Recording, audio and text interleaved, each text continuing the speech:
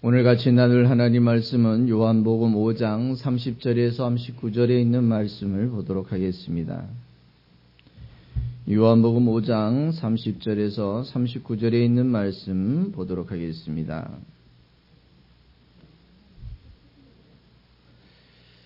찾으셨으면 제가 봉독해 드리고요. 앞에 있는 화면을 보셔도 되겠습니다. 요한복음 5장 30절에 39절에 있는 말씀까지 보려고 합니다. 내가 아무것도 스스로 할 수 없느라 듣는 대로 심판하노니 나는 나의 원대로 하려 하지 않고 나를 보내신 이의 원대로 하려는 거로 내 심판은 의로우니라. 내가 만일 나를 위하여 증거하면 내 증거는 참되지 아니하되 나를 위하여 증거하시는 이가 따로 있으니 나를 위하여 증거하시는 그 증거가 참인 줄 아노라. 너희가 요한에게 사람을 보내어 요한이 진리에 대하여 증거하였느니라. 그러나 나는 사람에게 증거를 취하지 아니하노라. 다만 이 말을 하는 것은 너희로 구원을 얻게 하려 함이니라.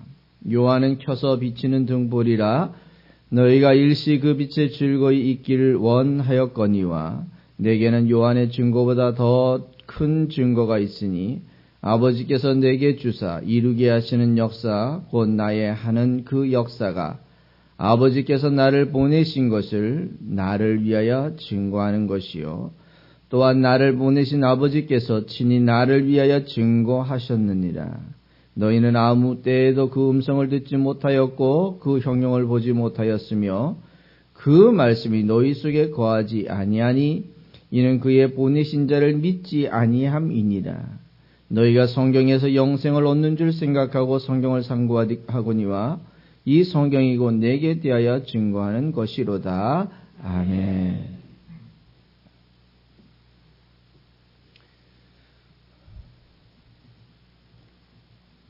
세상에서 사람들과의 만남 속에 다양한 만남을 가지게 됩니다. 그런데 그 만나기 위해서 누군가가 소개하게 되지요. 소개자가 어떤 사람이냐에 따라서 상대가 가치가 달라지는 걸 이렇게 봅니다. 예를 들면 초등학생이 소개하는 그 학생의 부모 또 학생의 선생을 우리가 두고 본다면 늘 초등학생이 소개하는 선생의 위치밖에 안 될 거예요.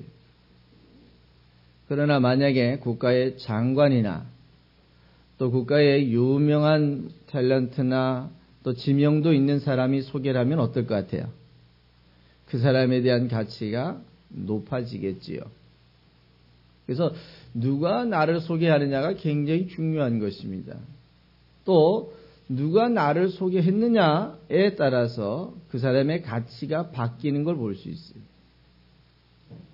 그런 것들을 보면 우리도 역시 마찬가지로 우리가 소개하는 예수님, 우리가 소개하는 교회, 우리가 소개하는 우리 목사에 대한 그러한 결과를 최대한 얻기 위해서는 내가 어느 위치에 서 있어야 되겠구나, 내가 어떻게 살아야 되겠구나라는 것들을 알게 되고요. 또 그런 것들을 통해서 우리가 믿고 있는 예수가 더 많이, 더 확실하게, 더 정확하게 전달될 수 있었으면 좋겠습니다. 그런 일들이 되기 위해서는 늘 내가 어떤 위치에 서 있을 거냐, 내가 소개하는 예수님을 어떻게 소개할 것인지를 늘 고민도 하시고요. 그래서 내가 더 정결하게, 더 하나님의 말씀에 대해서 지혜로워서 또 세상에서도 남부끄럽지 않게 살아야 그 사람이 소개하는 예수까지도 더 많은 영향력과 또 그 예수 안에서 생명을 얻어가게 되는 줄 기억하시기 바랍니다. 오늘 본문에 나오는 내용들을 보면은요, 예수님이 본인의 소개자에 대한 이야기를 하려고 합니다. 예수님 스스로도 결코 부족하지 않으신 분입니다. 예수가 이 땅에 오셔서 구원자가 되시기에 절대 부족하지 않으신 분입니다. 오늘 본문에는 이렇게 얘기합니다. 심판자로 오셨다 이렇게 얘기를 하는데요. 예수가 오신 그 자체가 지금까지의 관점에서의 심판의 기준이 바뀐다는 거예요. 구원의 기준이 바뀌는 것처럼 예수가 오신 그 자체가 심판의 기준이 바뀐다는 것입니다. 이전까지 예수가 오시기 전에 이 편지를 받는 유대인들의 입장에서 보면 그들의 심판은 어디서 있어진 것이냐라고 이렇게 얘기를 하면요. 그들은 예루살렘 성에서 또 제사장을 통해서 제물을 통해서 사죄를 하지 않으면 심판을 당할 것이고 또 이 이스라엘 백성이 아니면 할례를 받지 않으면 다 심판을 당하는 이방 백성이라고 이렇게 정의를 해놨었습니다.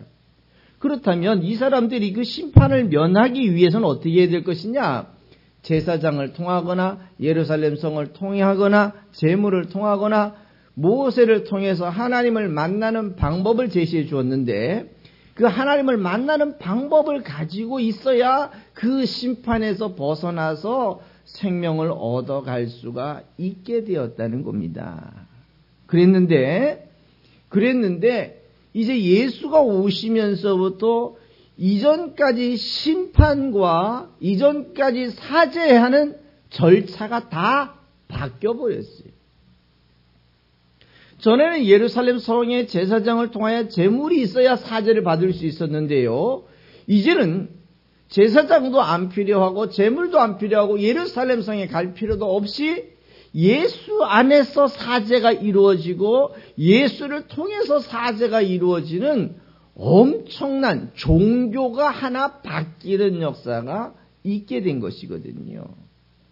그렇다면 사죄가 이런 방법으로 바뀐다라고 하는 것은 죄를 용서받는 방법이 바뀌는 것이고요.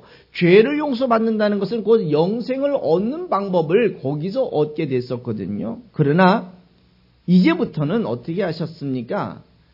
이제까지 내려오던 모든 방법들을 다 없애버리시고 오직 사죄받는 방법과 오직 구원을 받는 방법은 예수 외에 다른 길과 다른 이름을 허락하신 적이 없는 줄 여러분들도 잘 알고 계시지요? 잘 알고 계실 겁니다. 앞으로도 쭉 알아가셔야 될 거고요. 우리의 사죄권자는 사죄받는 방법은 이 방법 외에 없다는 것을 여러분들이 기억하시면서 예수께 여러분의 인생을 맡기며 예수와 함께 영원한 나라를 만들어 가시기를 부탁드리겠습니다. 그래서 오늘 본문에 보면 예수님이 30절에 이렇게 얘기합니다. 나는 심판자다라고 이렇게 얘기합니다. 내가 심판자다. 그러면서 하는 얘기가 내 심판은 의롭다라는 얘기죠. 내가 이렇게 구원을 할 수 있는 방법을 바꾸고 사죄받는 방법을 바꾸는 것은 이것은 당연하다는 얘기입니다.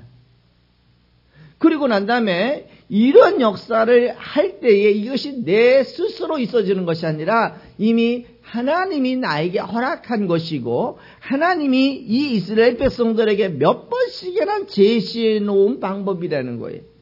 그러니까 나로 인해서 구원을 얻는 것도 정당한 것이고 예수를 통해서 심판을 당하는 것도 정당한 것이다 이 얘기입니다. 그러니까 내가 왜 심판을 당해야 합니까? 라고 이렇게 따져 묻지 못하는 거예요. 심판을 당하는 원인은 오직 하나지 않습니까? 예수를 메시아로 믿지 아니하면 그렇다면 심판을 당하지 않는 방법은 예수를 메시아로 인정하고 그 예수를 위해서 살고 예수와 함께 살아가면 그로 인하여 심판에서 바뀌어 영생을 얻어가는 줄 믿으시기 바랍니다. 그러니까 우리가 이제는 사죄받는, 죄 용서를 받는 방법이 다른 이로서는 구원이나 사죄를 받을 수 있는 방법이 없다는 거예요. 오직 누구밖에 없다고요? 오직 누굽니까? 예수입니다. 오직 예수 외에는 다른 이로서는 구원을 얻을 만한 이름을 주신 적이 없는 줄 여러분 기억하면서 그 예수 안에서 사죄도 받으시고 그 예수 안에서 영생도 얻어가시기를 부탁드리겠습니다. 그런데 내가 심판자다 이렇게 이야기를 하니까 사람들이 왜 당신이 심판자냐 이야기입니다. 왜 당신이 이제는 살고 죽는 문제의 기준이 되느냐라고 이렇게 묻게 되잖아요. 그래서 결국은 당신이 심판자요, 당신이 구원자라는 사실에 대하여 누군가가 소개해 줄 필요가 있다는 거예요. 누군가가 그 예수가 우리의 구원자고 우리의 심판자라는 것들을 어떻게 줘야 되냐면 중개자가 있어야 되는 거예요. 중개자가.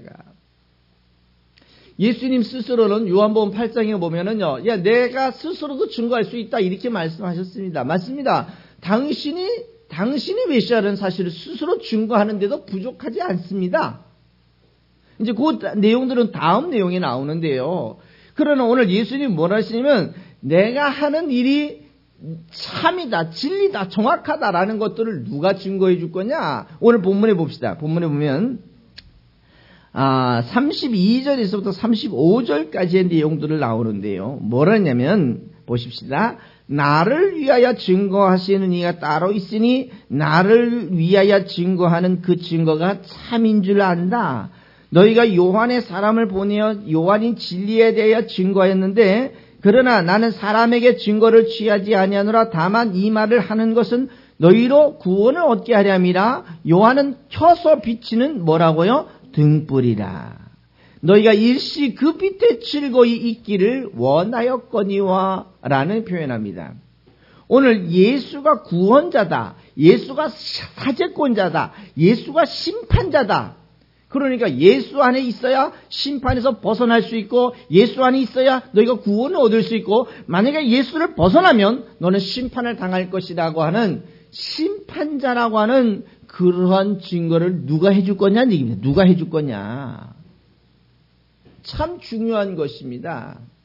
누가 소개하느냐에 따라서 그 가치가 달라진다고 얘기했잖아요. 오늘 세례 요한이라고 하는 사람이 그 일에 대하여 증거자다 이런 표현을 합니다.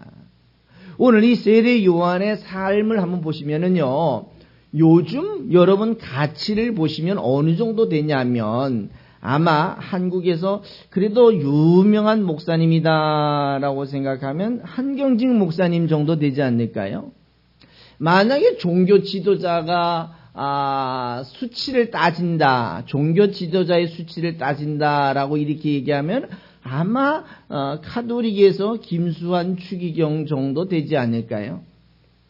만약에 종교적 이치를 따진다라고 생각한다면 아마 불교에서는 성철 스님 정도 되지 않을까 생각을 합니다. 왜냐하면 다른 사람의 이야기를 하면 잘 씨알이 안 먹히는 거예요. 저 사람 얘기는 좀 이해가 안 돼. 이렇게 얘기하는데 만약에 요즘 종교 분위기로 봐가지고 한경직 목사님이나 또 김수환 추기경이나 뭐 성철 그 스님 같은 사람들이 야, 저 사람이 진짜 우리를 구원할 메시아야라고 이렇게 소개했더라면 어떻게 했을 것 같아요? 아마 그 사람에게 집중이 되었을 겁니다. 그런데 뭐 그분들은 그렇게 소개하지 않고 각각 제 갈 길로 갔잖아요. 가다가 보니까 이게 길이 아니구나라고 느끼고 인생의 끝에서 결국은 후회했다라는 이야기들도 뭐 전해 내려오는 얘기가 있습니다. 왜냐하면 마지막 인생의 끝에서 과연 누구에게 인생을 맡길 것이냐? 내가 찾고 구하고 얻으려고 했던 진리를 찾아보니까 이게 아니더라라는 이런 이야기도 있습니다. 근데 그게 뭐 전해 내려오는 이야기라 우리가 정확하게 이해할 수는 없지만 여러분 그 얘기를 하려고 하는 게 아니고 그런 정도의 종교적 지위를 갖고 있는 사람이 소개하는 사람이라면 사람들이 어떻게 될 것 같습니까? 아무래도 인지도가 높지 않겠어요? 오늘 세례 요한이라는 사람이 당대에는요, 당대에 어느 정도의 유명한 사람이냐면 사람들이 와가지고 이렇게 물었습니다. 따라해 보실까요? 당신이 우리가 기다리던 메시아가 아닙니까? 아니 생각해 보세요. 누구한테 가가지고 당신이 메시아가 아니냐고 그리스도가 아니냐고 이렇게 물을 수 있는 사람이 몇이나 있겠어요? 그렇잖아요? 그럴 정도로 수많은 사람들에게 인지가 되어 있고 그 세례 요한의 이야기라면은요, 콕으로 매주를 쓴다 그래도 믿지 않겠어요? 뭐 당연히 믿어야 되지 않겠어요? 여러분 여기에서는 웃어주는 겁니다. 여러분 괜히 그냥 여러분들이 자연스럽게 못 따라오는 것 같아요. 당연히 콩으로 매주를 쓰죠. 팥으로 매주를 씁니까? 이 사람의 이야기라면 그럴 정도로 신뢰가 있는 사람이었어요. 이 사람의 탄생의 과정과 그의 아버지의 신분의 과정과 성장의 과정과 사람들이 얼마나 많이 모였든지요. 이 사람이 와가지고 이렇게 얘기합니다. 혹시 당신이 그리스도입니까? 와, 대단한 거예요. 예수님한테 와가지고 당신이 그리스도입니까? 이렇게 물었던 사람은 별로 없는데요. 이 세례 요한한테 와가지고는 당신이 그리스도냐고 이렇게 물을 정도로 대단한 인지가 있었습니다. 그랬는데 그 사람이 하는 얘기가 뭔 얘기였습니까? 늘 하는 얘기가 나는 내 뒤에 오신 분의 신발끈도 맬 수 없을 정도로 미미한 존재입니다. 내 뒤에 오시는 메시아가 흥해야겠고 나는 쇠해야 합니다. 와, 너무 멋있잖아요. 그렇게 해서 결국은 이 세례 요한이 자기에게 모든 스포트라이트를 받는, 집중을 받는 것들을 누구에게 탁 돌려버리냐면 이분이 우리를 구원할 구원자입니다. 이분이 메시아입니다. 네가 세례를 베푸는 자 가운데서 하늘의 징조가 있는데 그 징조가 있는 그 사람이 네가 속여야 될 메시아라는 것을 저는 알고 있기에 오늘 내가 세례를 베푸는 가운데 징조가 나타난 이 나사렛 동네에 사는 예수가 내가 소개해야 될 메시아입니다라고 소개했어요. 그랬더니 세례 요한에게 따라오던 그 구름과 같은 사람들이, 바다의 모래와 같은 수많은 사람들이 세례 요한한테 와서 당신이 그리스도입니까? 묻다가 이 예수를 소개하는 바람에 이 자기를 따르던 모든 사람들 가운데 대부분의 사람들이 누구를 쫓아갔을까요? 예수를 쫓아갔습니다. 그래서 예수의 12제자도 보세요. 길거리 가다가 야, 너 나 따라올래? 내가 너 사람 낚는 어부대기 할게. 따라와요? 안 따라와요? 따라오잖아요. 그런데 생각해 보세요. 지나가는 생뚱한 사람이 야, 사람 낚는 어부대기 할게. 너 나 따라올래? 따라가겠어요? 안 따라가겠어요? 따라가는 사람이 이상한 사람이죠. 얼마나 재미있느냐면요. 그 요한과 야고보 같은 경우는 성경이 이렇게 얘기합니다. 그들이 고기를 잡고 있다가 그물을 깃고 있다가 그 부모와 함께 그물을 깃고 있다가 예수를 만납니다. 그런데 그 부모도 이 자녀들을 어떻게 합니까? 야, 빨리 따라가! 이렇게 얘기하는 거예요. 우리가 쉬운 얘기를 한번 해볼까요? 제가 차를 타고 가다가 야, 누가 옆에 이렇게 어려운 사람이 있어요. 제 차 타실래요? 사람이 안 타겠죠? 타면 이상하지 않겠어요? 그런데 갑자기 까만 차가 한 대 따고 오더니 지나가다가 윈도를 쓱 내리더니 얼굴을 뜩 내밀고 난 다음에 아이고 거기 있는 학생 내 차 탈래? 그런데 얼굴을 보니까 어디서 TV에서 많이 보던 사람이에요. 앞뒤 오고 차가 막 한 대만 있는 게 아니고 수십 대가 따라가는데 그 중간에 문이 딱 열리더니 어디서 TV에서 많이 보던 사람이 야, 너 나 따라올래? 이러더래요. 알고 보면 그 사람이 파란 집에 사는 사람이었어요. 그러면 여러분 그 아이의 부모나 그 아이나 그 차를 탈까요? 안 탈까요?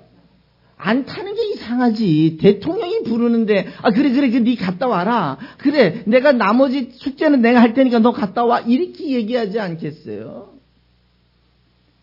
왜 그렇습니까? 이 대통령에 대한 인지가 TV나 수많은 사람들이 알고 있는 인지예요. 그래서 그 사람이 오라리면 혹시라도 뭐 취직이나 하나 시켜줄까 하고 얼른 타지 않겠어요? 혹시 혜택이나 보지 않을까? 그 심정이 누구의 심정이었냐면 요한과 야고보의 엄마의 심정이었어요. 예수가 길거리 가다가 야, 너 나 따라올래? 이 부모도 야, 얼른 따라가라고 이야기합니다. 그물을 우리가 지을게. 베드로 같은 경우는 그의 아내와 자식들도 뭐라 합니까? 야, 그냥 우리가 내가 자식을 키우고 농사도 내가 할 테니까 고기도 내가 잡을 테니까 당신은 예수를 따라가세요. 이제 금방 한 자리 할 겁니다. 기대치가 있었지요. 이런 기대치가 누구를 통해서 이루어진 것이냐면 오늘 본문에 나오는 세례 요한을 통해서 이루어진 역사라는 거예요. 이루어진 역사. 그러니까 이 세례 요한을 통해서 그렇게 소개된 예수니까 수많은 사람들이 예수에게 와가지고 또 배우기도 하고 또 예수에 관하여 궁금해하는 것들도 물어보기도 하고 예수에게 와가지고 인생을 맡기기도 하고 이런 일들이 있었던 것이거든요. 그러니까 예수님 스스로 증거하는 일에도 부족하지 않지만 그러나 당대에 이렇게 인지가 있는 수많은 사람들에게 이야기를 하면 그 말이 이해가 되고 그 말에 순종하려고 하는 사람들이 있는 이런 중요한 인물 세례 요한이 소개하는 예수이기 때문에 오늘 본문에 보면 진리에 관하여 증거했다라고 이렇게 얘기하잖아요. 진리라는 게 결국 누구를 얘기하는 거예요? 예수에 관하여 증거했다 이 얘기입니다. 예수가 우리가 기다리던 메시아라는 것에 대하여 증거한 사람이 누구다? 세례 요한이다. 이렇게 중요한 사람이 소개하니까 예수가 심판자가 되는 일과 예수가 구원자로서의 부족하지 않다는 것을 여러분 기억하시기 바랍니다. 그렇다면 오늘 한번 생각해 봅시다. 여러분이 소개하는 예수가 얼마만큼이나 그들에게 신뢰를 줄 수 있습니까? 만약에 여러분이 이렇게 얘기합시다. 야, 나 어느 교회 나가고 내가 누구 목사 밑에 있고 또 내가 어떻게 예수를 전하려고 한다라고 이렇게 얘기를 해보십시다. 그러면 여러분의 이야기에 예를 들면 그래, 오케이, 너의 이야기라면 내가 파추로 매주를 쓴다 해도 믿을 수 있어라고 할 수 있는 사람이 몇이나 있습니까? 콩으로 매주를 쓴다 해도 못 믿는다고 이야기하는 사람은 또 혹시나 몇 명이나 있습니까? 진리를 진리라고 이야기했는데도 불구하고 네 이야기라면 내가 안 믿겠어 라고 이렇게 이야기하는 사람이 혹시 있습니까? 아니면 그래 그 논리가 안 맞는 것 같지만 너의 이야기라면 내가 신뢰하겠어 라고 하는 사람이 몇이나 있습니까? 오늘 사랑하는 성도 여러분은 나는 여러분과 내가 소개하는 예수는 나를 보면서도 예수가 소개되어질 수 있는 거룩한 하나님의 사람의 삶을 살아주시기를 주님의 이름으로 부탁을 드리겠습니다. 최소한 여러분이 소개하면 그래 네가 소개하면 내가 한번 가보지. 내가 한번 가보도록 하겠어 라고 이렇게 인정할 수 있는 거룩한 하나님의 사람의 삶을 살아주시기를 부탁드리겠습니다. 오늘 특별히 이 심판자이신 예수님, 오늘 심판이라고 하는 것 자체는 두 가지를 포함되고 있습니다. 하나는 심판의 결과를 얻게 되지만요, 하나는 어떤 결과를 얻게 되냐면 영생이라고 하는, 이 말은 다시 살고 죽는 문제의 기준이 예수가 되고 있다는 거예요. 그래서 오늘 살고 죽는 문제의 기준인 예수와 함께 살아가신 여러분은 예수 안에서 살아가게 되는 줄 믿으시기 바랍니다. 여러분, 예수 때문에 여러분은 살아가게 되는 줄 기억하시기 바랍니다. 오늘 이 예수가 그렇게 심판자다, 살고 죽는 문제의 기준점이 되고 있다는 것들을 이렇게 훌륭한 세례 요한을 통해서 증거하기도 했지만 두 번째로는 어떻게 증거했습니까? 오늘 36절에 보면은요, 요한보다 더 큰 증거가 있다 이런 얘기는, 요한보다 더 큰 증거가 있다. 그럼 요한보다 더 큰 증거가 뭐냐? 아버지께서 내게 주사 이루게 하시는 역사, 곧 나의 하는 그 역사가, 아버지께서 나를 보내신 것은 나를 위하여 증거하는 것이요 라고 이렇게 얘기합니다. 오늘 예수님 스스로를 증거하시는데도 부족하지 않습니다.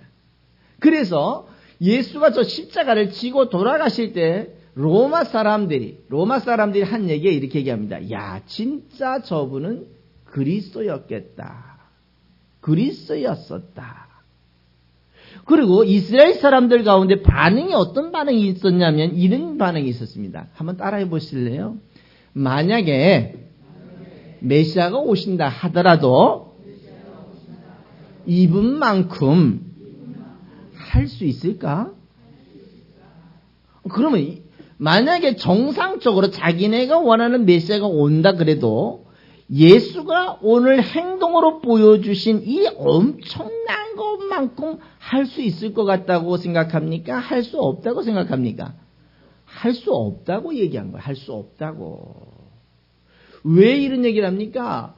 예수가 보여주신 역사, 예를 들면 병자를 고치는 거, 어느 때는 죽은 사람을 살리는 거, 어느 때는 물 위로 걷는 거, 어느 때는 오병이어를 보이시는 거,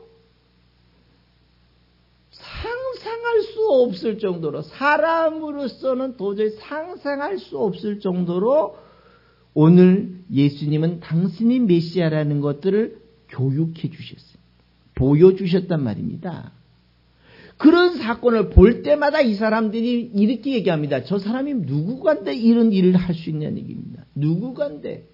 야, 저 누구냐는 얘기입니다. 얼마나 대단하냐는 얘기입니다. 누군데 저런 일을 할 수 있겠느냐 이런 얘기를 합니다. 대단한 신뢰죠. 대단한 신뢰. 그런데 오늘 예수님이 이렇게 중요한 엄청난 일을 보여주었는데도 불구하고 왜 안 믿었을까요? 이유는 그 종교 지도자들에 의해서 잘못된 교육을 받았기 때문에, 그냥 이 얘기는 뭐냐면 보여지는 교육을 받았기 때문에, 그냥 본 것을 자기 인생의 가장 중요한 기준으로 삼았기 때문에 라는 게 문제예요.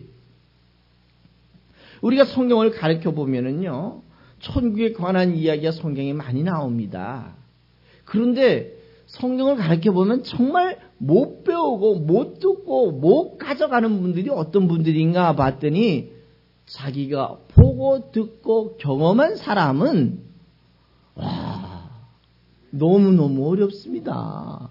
뭔 얘기를, 성경 얘기를 하면 뭐라는 줄 아십니까? 나는 가서 보고 왔다는 거예요. 보고 왔다는 거예요.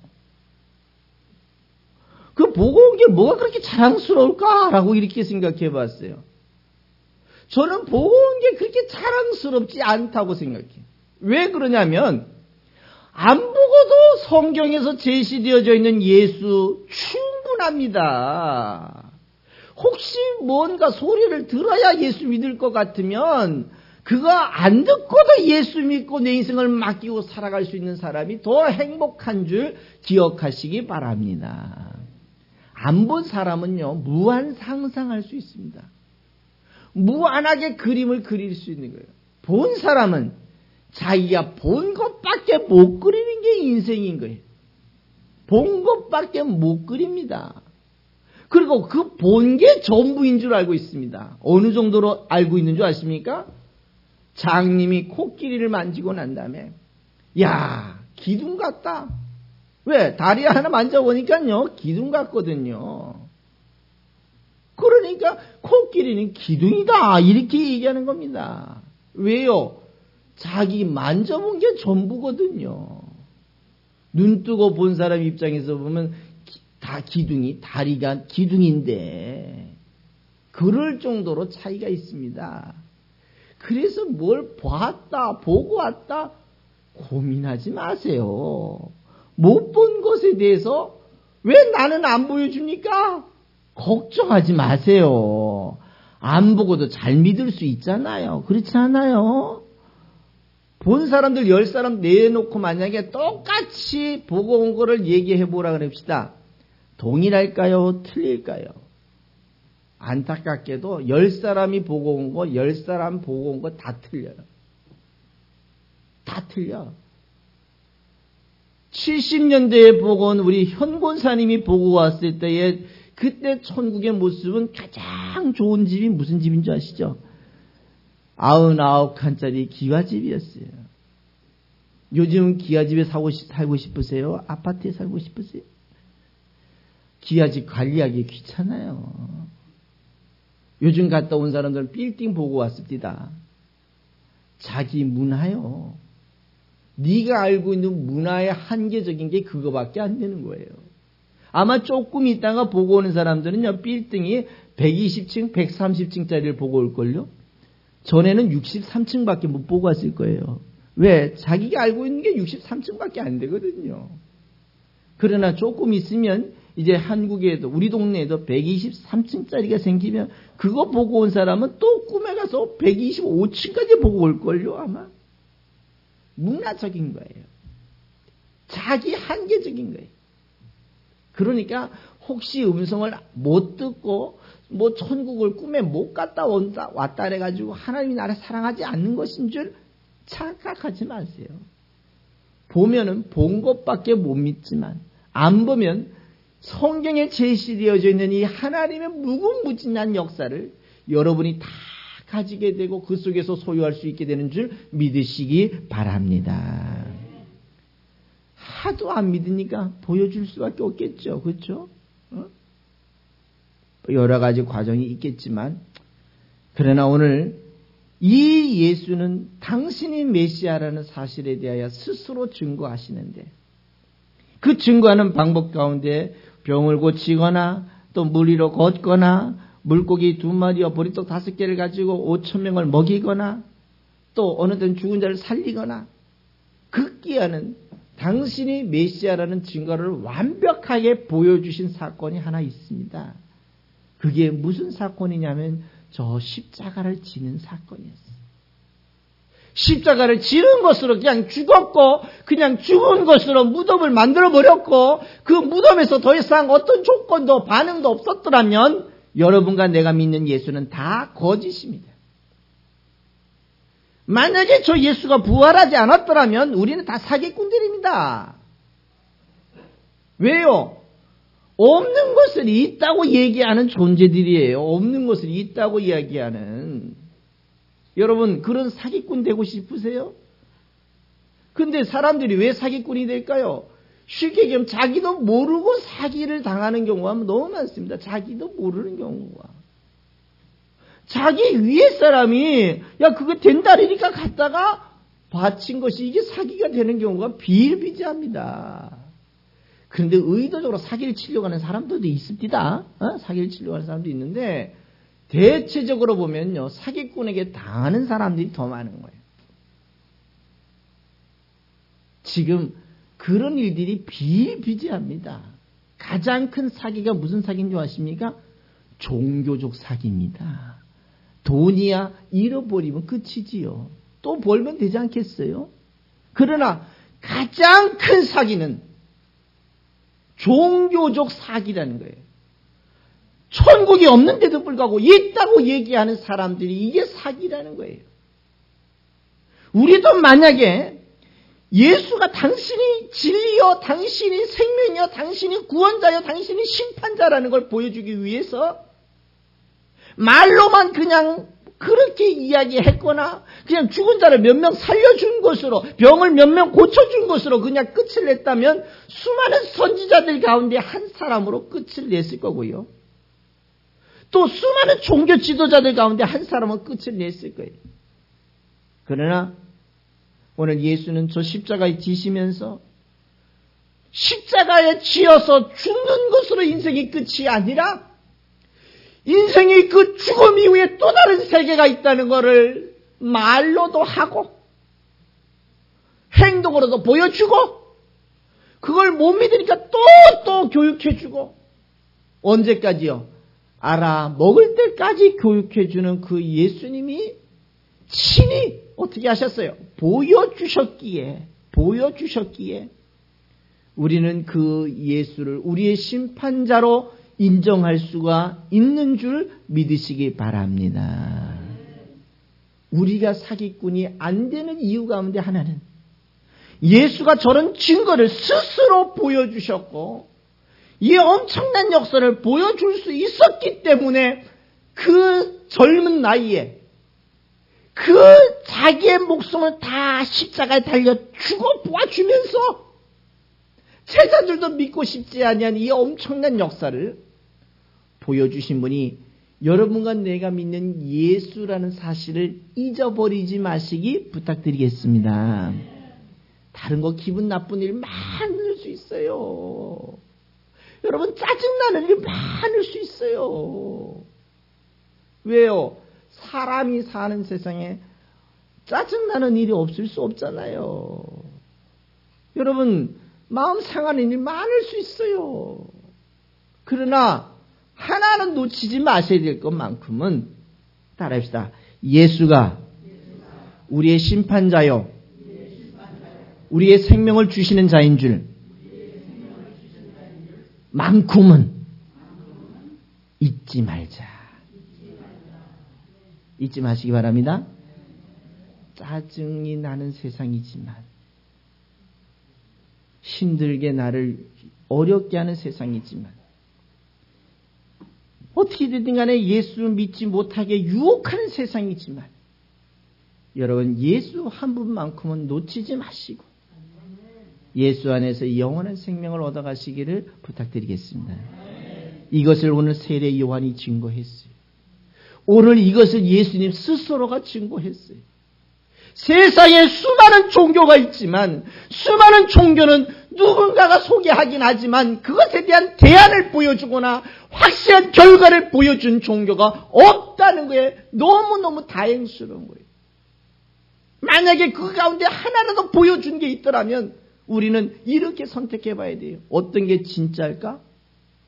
비교, 분석, 평가를 해봐야 되지만 정말 다행스럽게도 그 수많은 종교 지도자들이 죽음 이후를 얘기하지만 죽음 이후에 대한 대안을 보여준 종교가 없다는 것이 여러분과 나로 하여금 갈등하지 않고 고민하지 않고 이게 진짜 예수를 끝까지 믿어야 되는 거야? 내가 예수 믿고 이렇게 가난했는데 내가 예수 믿고 병이 들었는데 알고 보면 병든 거나 가난한 것은 다 자기의 실수지 하나님이 여러분을 가난하게 하거나 병들게 하지는 않았습니다. 그런 우리의 삶의 목적을 여러분 잘 기억하시고 오늘 본문에서 영원한 심판자이신 예수님, 한편으로는 영원한 생명의 주권자이신 예수 안에서 여러분이 꼭 믿음으로 승리하시기를 부탁드리겠습니다. 그래서 이 예수를 누가 증거해야 될까요? 오늘 세례 요한만 증거하면 되겠습니까? 예수님 스스로만 내가 메시아야라고 이렇게 증거하면 되겠습니까? 오늘 이 시대의 예수를 먼저 깨달은 여러분들이 우리가 이 예수를 많은 사람들에게 소개해서 여러분 때문에 예수 믿는 자들이 더 많아지고 여러분 때문에 예수에서 자유함을 얻고 생명을 얻어가는 자들이 더 많아지게 여러분이 그 일에 좋은 증거자가 되어주시기를 부탁드리겠습니다. 그러려면 어떻게 살아야 됩니까? 우리 잘 살아야 합니다. 가난한 사람이 부자 전도하기 어렵지만 부자가 가난한 자 전도하기는 쉽습니다. 출세한 사람이 부하 직원 전도하기는 쉽지만 부하 직원이 사장 전도하기 어렵습니다. 여러분, 범죄자가 재판관을 전도하기는 어렵지만 재판관이 범죄자를 전도하기는 쉽습니다. 정직하고 깨끗하게 사는 사람이 예수 욕먹이지 않고 사는 사람이 예수를 전할 수 있다는 걸 여러분 기억하시면서 이 시대에 여러분은 좋은 빛이요 그리스도의 향기로서 예수를 대신해서 사는 예수 그리스도의 대사로서 믿음으로 승리하시기를 주님의 이름으로 부탁드리겠습니다.